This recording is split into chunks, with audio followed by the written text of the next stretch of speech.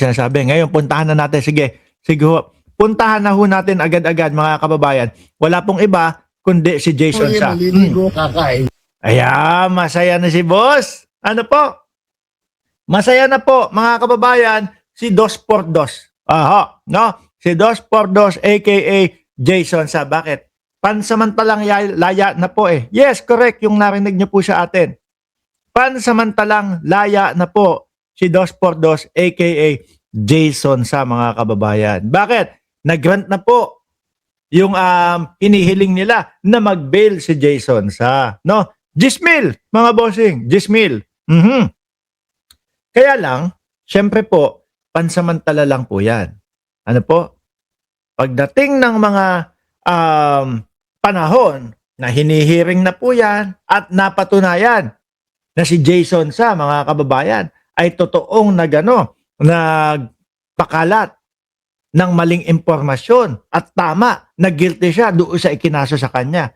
Mga bossing, kung hindi ako nagkakamali, siguro 6 na taon ang posible na ilagak si Jason sa doon sa loob.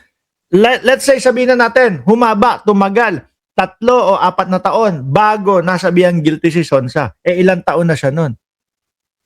Biruin nyo ho mga kababayan. O oblo pa din siya sa katandaan niya na yon. Kung sana, no, ang kapapasukan no, ni Jason sa ay kagaya nung dun sa Hague.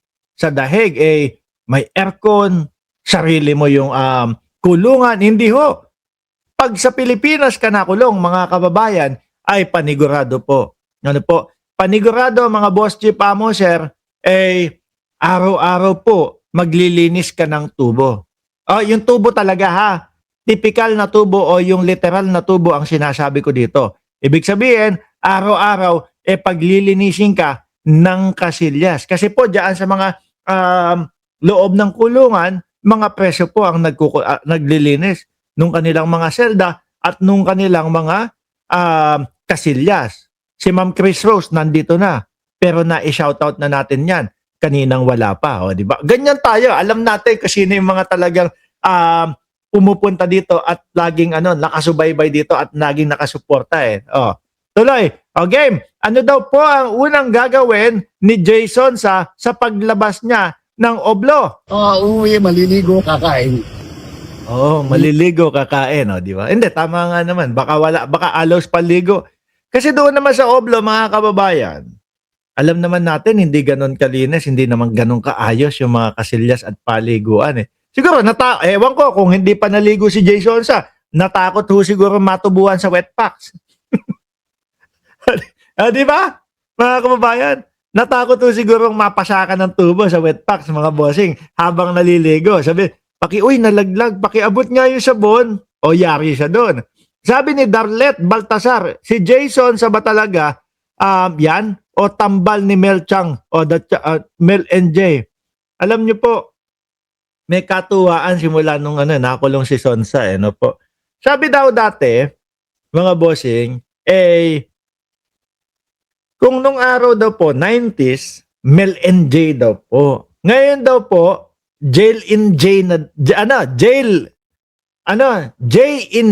na daw po, mga kababayan. Yun lang, medyo corny, pero natawa ho ako, mga bossing. Pero, uulitin ko po, hindi pa po ganap na absuelto ito pong si Jason sa. Pag bumilang po ang ilang panahon, mga kababayan, at napatunayan na si Jason sa ay guilty doon sa kanyang mga ipinapakalat na walang katotohanan na merong cancer si Pangulong Bongbong Marcos or whatever and kung ano-ano pa po, muli pong babalik sa oblo ito pong si Jason sa. Ngayon, masaya, nakalaya. Baka bumanat-banat pa yan. Pero kapag ka na-oblo ulot, ay ewan ko na lang ho, mga bossing. Tingal, plasma attack. Si sobrang init kanina. I am scheduled for a medical check. Biruin mo, ganyang katanda ka na, humaharap ka pa sa ganyang problema. Di ba?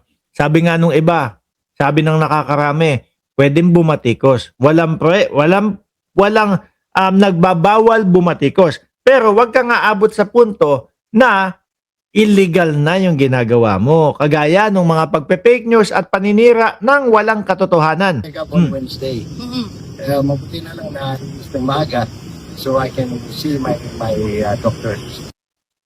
So ayan, laya mga bossing ha. Laya ho mga kababayan, pansamantala no habang dinidinig yung kanyang kaso. Ngayon po, puntahan naman po natin yung baka papasok pa lang po sa oblo. Ayan, wala pong Ayan. Puntahan naman ho natin mga boss G Pamuser, wala pong iba kundi si Manong Chavit Singson. Araw-araw nagpapapresko na ho ito eh. Araw-araw hindi na po mapakali na magpatawag ng mga press con, mga interview. Siguro po kapag ka ang reporter gusto ng o kaya yung mga vlogger gusto ng maiko-content. Tapos si Chavit Singson ang naisip bandang 2:00 ng madaling araw. Tapos babiyahihin nila yung lugar ni Chavit Singson. Dadating 3:00. Baka umuo si Chavit Singson eh. No? Nagmamadali na din po ito na mapabagsak, mapatanggal ang gobyerno ni Pangulong Bongbong Marcos. Dahil kapag ka po hindi ganun ang nangyari, baka po siya ang sumabit. Baka po siya ang mapunta sa oblo. Mga kababayan. Mga vlogger ng mga DDS, yung mga nagbago pa lang, tapos napili nyo na maging DDS. Si Chavit, subukan yung i-vlog. Tapos interviewin nyo. 3:00 na madaling araw, papayag yan, magpa-vlog. Gusto niya araw-araw ma-vlog o makita siya dahil nga kinukulang na yata ng oras na mapatanggal si Pangulong Bongbong Marcos. Pakinggan nyo mga bossing. flood control na 5,500 na sinabi ni BBM. Iniikot ko na buong Pilipinas.